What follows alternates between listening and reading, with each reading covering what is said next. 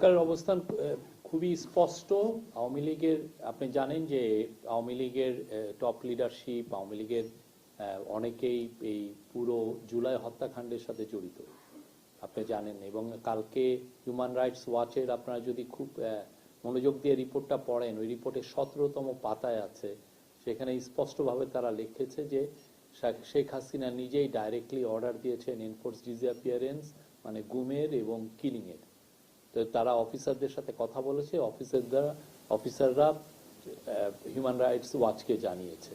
তো যেই পার্টি দেখেন এত বড় একটা হত্যাকাণ্ড হলো বাংলাদেশের ইতিহাসে, একদম আপনার আমার চোখের সামনে দিয়ে বাচ্চা বাচ্চা ছেলে মেয়েদেরকে খুন করা হলো, এবং অনেক কত শশ ছেলে চোখের অন্ধ হয়ে গেছে, অনেকে সারা জীবনের জন্য ক্রিপল হয়ে গেছে। তো তারপরে এদের মধ্যে তো কোনো অনুশোচনা নাই, রিমোর্স নাই, রিগ্রেট নাই। এবং আপনি ওদের যদি ওয়ার্ডিং দেখেন, তারা আরো মিথ্যা কথা বলছে যে 3000 পুলিশ মারা গেছে। কত বড় জালিয়াতি, কত বড় মিথ্যা কথা। বাংলাদেশে যতদিন না তারা ক্ষমা চাচ্ছে, যতদিন না তাদের এই লিডারশিপকে ট্রায়ালের মধ্যে আনা হচ্ছে এবং তাদের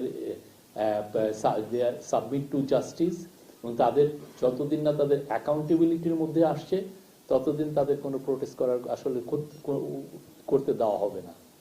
প্রোটেস্ট কোনো ধরনের কোনো, বাংলাদেশের মানুষকে আগে তাদেরকে আগে বিচারের সম্মুখীন হতে হবে।